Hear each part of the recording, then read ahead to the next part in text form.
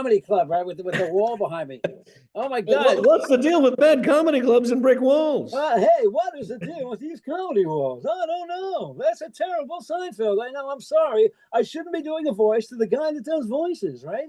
Keep them coming. This is Eric, great. ladies and gentlemen, Eric Bauza. Oh my God. You know, I'll be honest. I didn't know who had done the voice of Daffy Duck and Porky Pig and Bugs Bunny today. I kept thinking, oh, that's Mel Blanc's kid, but he did it like a million years ago for like 2 weeks, I think, and then they moved on. But welcome to the Carolina Cadillo show. I am not Carolina.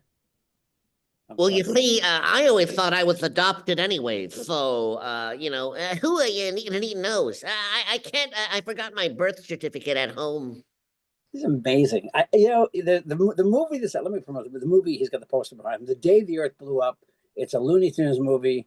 It's crazy. I watched the whole thing. It's a crazy story about gum and this wacky alien.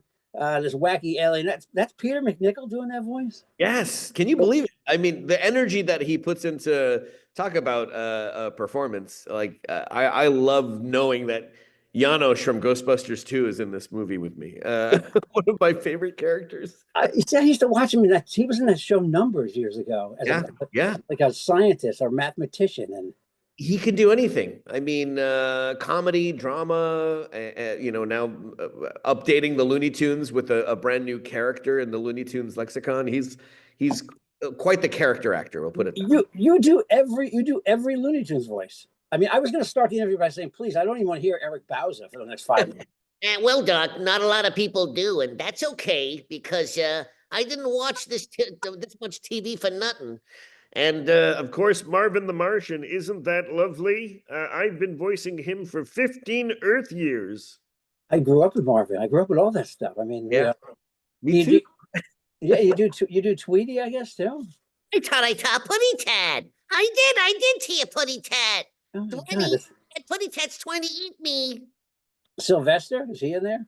Yes, I'm that hungry, floppy cat that's going to eat that bird if it's the last thing I do. He sounds like the stepbrother of Foghorn Leghorn a little bit, right? Sort of. Well, here's the thing.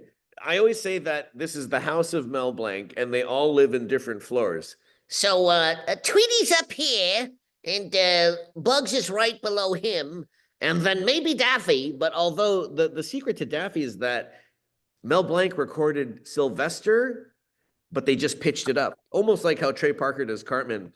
So he would just go from this hungry cat to this greedy duck, and they would pitch it up, and it would sound like how we know Daffy to sound. And then just below that would probably be Pepe Le Pew, and just below him would be I say Foghorn Leghorn. You're right. It was like an elevator. You're right. So when did you realize that you could? When did you realize you could do voices as a kid?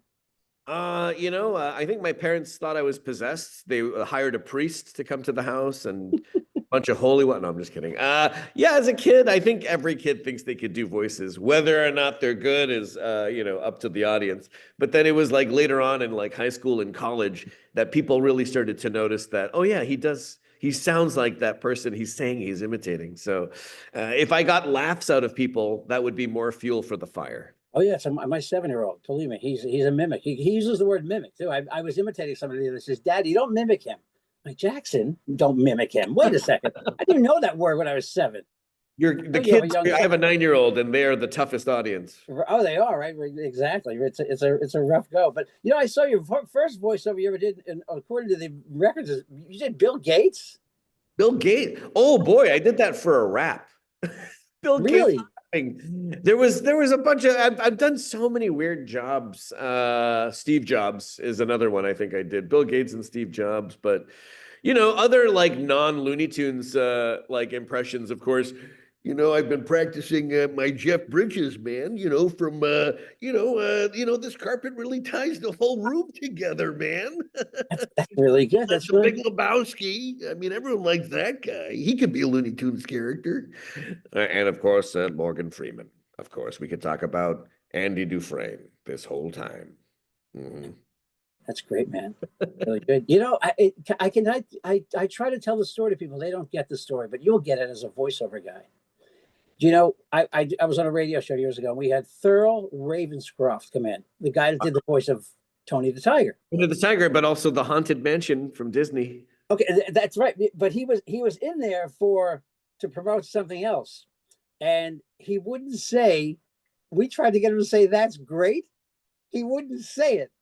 Wow, he was true to the brand, huh? He said he could only say that when he's out for Kellogg's. It was. You should have asked him to sing "You're a Mean One, Mr. Grinch. You really are a heel." That was him. That's him too. I forgot, man. Well, you know more than me. You're the guy, man. So you got it. You were behind the scenes. I'm sorry. I know they're going to tell me to wrap up. You were behind the scenes in animation. I've always wondered, how do people make it big in this business? Tell people how do they become a man of hundreds of voices like Mel Blanc's 1,000 voices? You can't say that. Oh yes. I'm trying to catch up, but I'll never catch up to Mel. He's even beyond this planet, beyond the grave. He's still being celebrated 90 years later, and I think the key is good acting. If you could do silly voices, that's one thing, but the good acting is what is going to allow you to stay and play in this playground.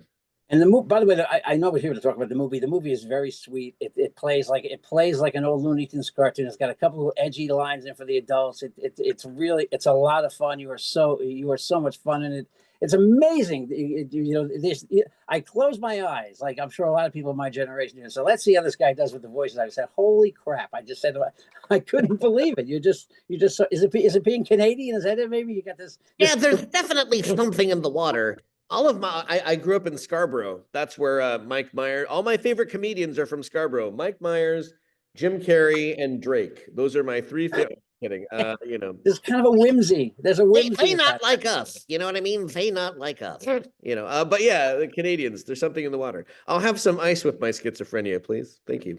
That's okay. Do you do any of the Peppa Pig characters, or you don't have to really do those? I guess I mean, oh man, Peppa Pig. That's another whole preschool. I've been all over preschool.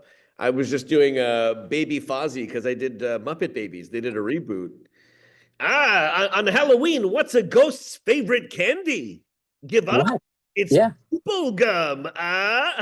Waka waka. Yeah. I hate to wrap up. I could talk to you all day. I'm Jeff Jensen, by the way.